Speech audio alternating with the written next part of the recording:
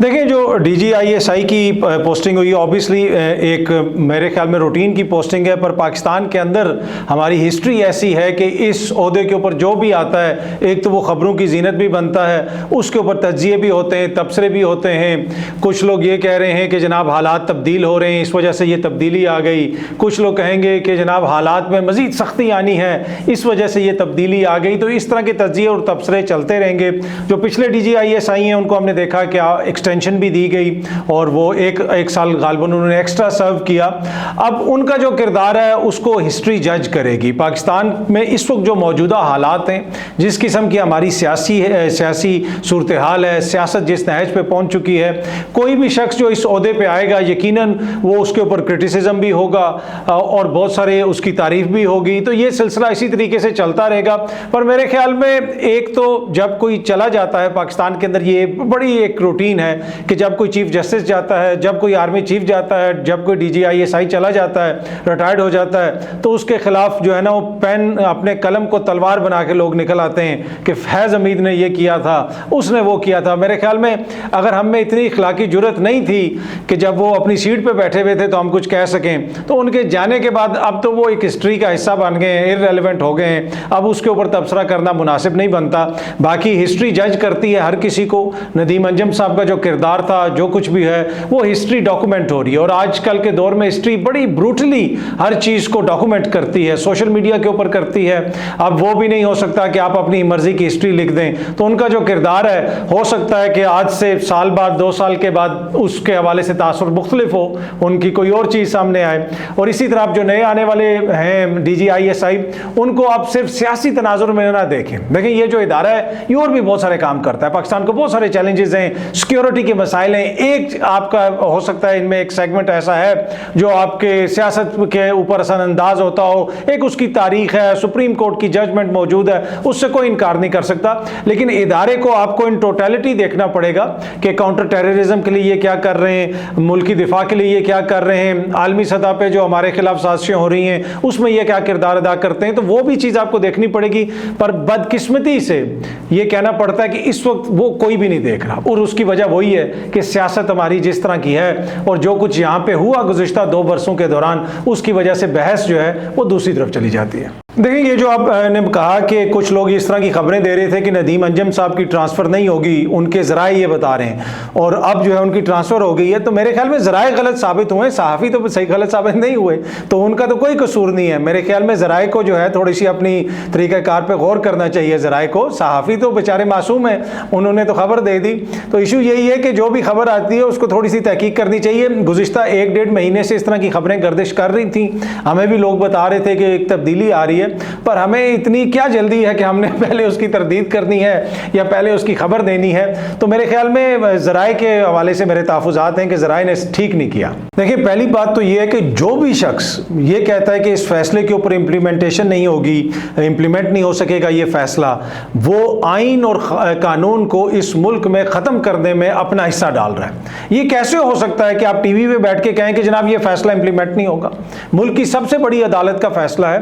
हाँ, आप ये जरूर कहें कि अगर कोई इसको इंप्लीमेंट नहीं करेगा वो मुल्क का दुश्मन होगा, आइन का दुश्मन होगा, जमहूरियत का दुश्मन होगा। ये कौन सी तजिया निगारी है, ये कौन सी सहाफत है, ये कौन सी सियासत है कि आप टीवी पे बैठ के कह रहे हैं कि जी सुप्रीम कोर्ट का फैसला जो है उसको जो उसके ऊपर अमल दरामद नहीं होगा। बुनियादी तौर पर आप ग्राउंड बना रहे हैं कि जनाब खैर है, जनाब जहन साजी हो रही है कि जी फैसले पे अमल दरामद नहीं भी हो गया तो कौन सी बड़ी चीज़ है। जो भी सुप्रीम कोर्ट के फैसले के ऊपर अमल दरामद नहीं करता वो कभी भी मुल्क का दोस्त नहीं हो सकता, कभी भी जमहूरियत का दोस्त नहीं हो सकता, कभी भी आइन का दोस्त नहीं हो सकता। तो ये तो आउट ऑफ क्वेश्चन है कि अगर कोई ये कहता है कि जी फैसले पे अमल दरामद होगा या नहीं होगा। जो लोग नहीं करेंगे उनका किरदार मैंने आपको बता दिया।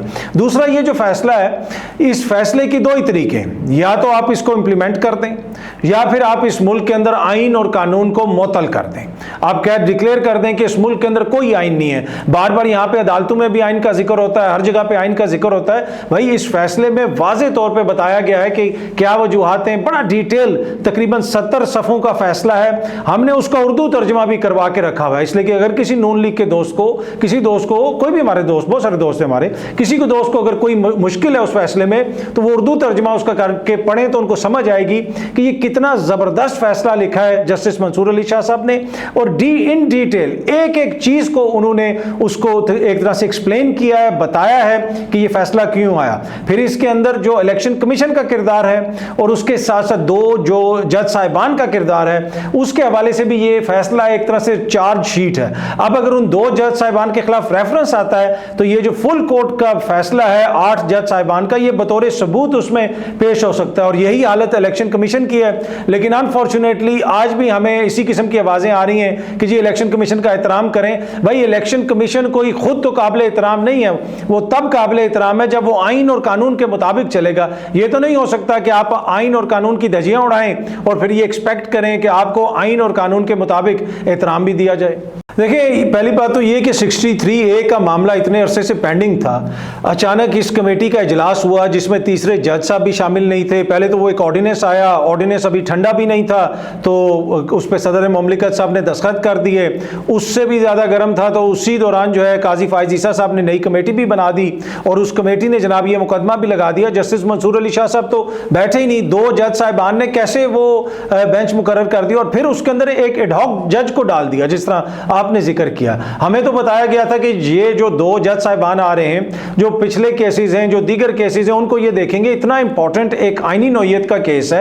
अब जाने वाले चीफ जस्टिस जिन्होंने अभी 1 महीने से भी कम टाइम रह गया, उन्होंने चले जाना है। उनको क्या जल्दी है कि वो इस केस को मुकर्रर करवाना चाहते हैं और फिर एक इस किस्म का बेंच बनाना चाहते हैं कि जहां पे वो एक एडहॉक जज को बीच में डाल रहे हैं। मैंने गुज़िश्ता रात ही एक टीवी चैनल पे बात की थी कि मुझे लगता है कि ये जो कमेटी अब जो भी बेंच बनाएगी उसके अंदर तनाज़ा खड़ा होगा और ये बेंच टूटने का पूरा इम्कान है। और अब इस तरह की खबरें भी आ रही हैं कि जस्टिस मुनीब अख्तर साहब जो है गालिबन उन्होंने इस बेंच में बैठने से इनकार कर दिया है और जस्टिस मंसूर अली शाह साहब का जो खत है वो भी हमारे सामने है। देखिए जो मंसूर अली शाह साहब के ख़त का आप जिक्र कर रहे हैं, ऑब्वियसली बड़ा इंपॉर्टेंट ख़त है। इस वक्त जो हम सूरत हाल देख रहे हैं ना, बड़ी एक्स्ट्रा ऑर्डनरी किस्म की सूरत हाल देख रहे हैं। जब सुप्रीम कोर्ट में कभी इख्तलाफ भी हुआ तो यहाँ पे कुछ रख रखाव होता था। इस वक्त तो बिल्कुल ही एक इस किस्म की सूरत हाल है जिसको आप आम अल्फाज में एक्सप्लेन नहीं कर सकते। और काजी फायज ईसा साहब का जो मौक़िफ़ है वो तो इंतहाई गैर मामूली है।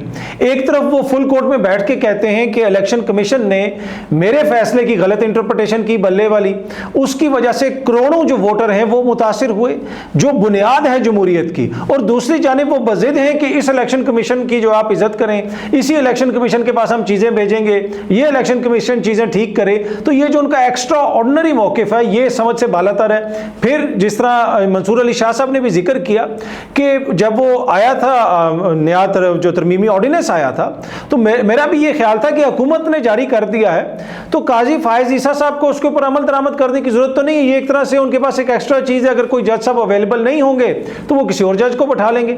लेकिन जितनी जल्दी उन्होंने किया तो लगा ऐसे कि जैसे ये कोई कोऑर्डिनेशन में हो रहा है। और वही सारी चीज़ें मंसूर अली शाह साहब ने फिर अपने उस खत में उन्होंने क्वेश्चंस किए कि ऐसी कौन सी मजबूरी थी कि आपने अमीनुद्दीन साहब को वहाँ पे बैठा दिया, मुनीब अख्तर साहब को हटा दिया और फिर जस्टिस जो मंसूर अली शाह साहब उस कमेटी में गए भी नहीं, इन्होंने फिर भी बेंच बना दिया।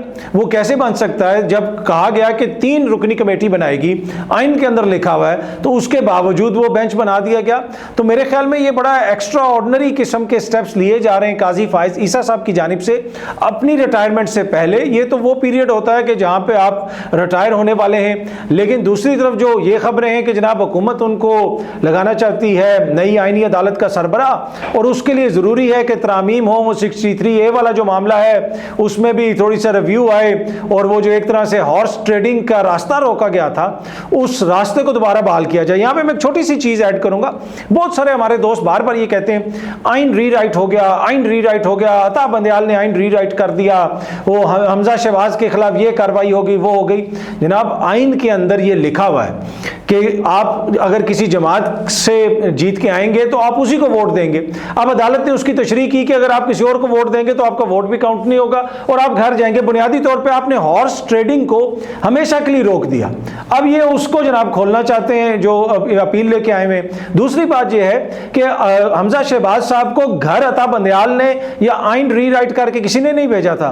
उनके जो वो 20 बंदे थे जो जिनको जब डिस्क्वालीफाई किया गया, वो अवाम के पास गए और अवाम ने उनको जमहूरी थप्पड़ मारे एक तरह से कि भाई तुम्हें हमने वोट किसके नाम पे दिया था और तुमने वोट किसको दिया। अवाम ने उनको रिजेक्ट किया और हमजा फिर घर गया। तो ये एक इंतहाई गलत किस्म का नैरेटिव बयान किया जाता है कि जी अदालत ने उनको घर भेज दिया। नहीं, उनको तो अदालत ने आइन उस वक्त रीराइट हुआ कि जब उनको कायम मुकाम चीफ वो बना दिया, चीफ मिनिस्टर बना दिया गया।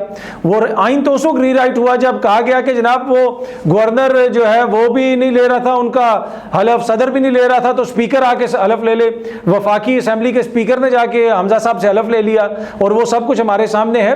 तो हमजा जो घर गए थे वो किसी आइन के रीराइट करने या किसी अदालती फैसले के नतीजे में नहीं, वो अवाम के वोट के नतीजे में घर गए थे। जी, ये जो आपका क्वेश्चन है कि आज अदालत में ये रिमार्क्स सामने आए कि डॉलर को देख के लोग रिपोर्टिंग कर रहे हैं, कोर्ट रिपोर्टिंग भी ठीक नहीं हो रही। देखें, इसमें आपके तहफ़्फ़ुज़ात हो सकते हैं। यूट्यूब के ऊपर बहुत सारी चीज़ें ऐसी होती हैं जिनमें आप कह सकते हैं कि जनाब हक़ाइक़ में या तो आप मुबालगा आराई कर रहे हैं या वो हक़ाइक़ के मुनाफी हैं, चीज़ें दुरुस्त नहीं हैं, बिल्कुल ये हो सकता है। लेकिन एट द सेम टाइम क्या जो हमारे मेन स्ट्रीम मीडिया के ऊपर बहुत सारी खबरें आती हैं, बहुत सारी चीज़ें चलती हैं, वहाँ पर इस तरह का गिला शिकवा नहीं है, वहाँ पर भी इस तरह की बातें होती हैं, वहाँ पर भी इस तरह की चीज़ें हमें नज़र आ जाती हैं कि सुबह से शाम तक एक बयानिया बनाने की कोशिश की जाती है। कभी इमरान खान को तालिबान खान बना दिया जाता है और कभी उसी अगली सांस के अंदर बताया जाता है कि ये तो यहूदी लॉबी का बंदा है, ये तो यहूदी एजेंट है। वैसे एक चीज़ बड़ी इंटरेस्टिंग है, ये हमारे हुकूमत वाले इसराइली अखबार बड़े शौक से पढ़ते हैं। पाकिस्तानी अखबार कोई पढ़े या ना पढ़े, इसराइली अखबार रोज़ पढ़ते हैं और उसमें ढूंढ के जो है इमरान खान की कोई चीज़ भी इनको मिल जाती है।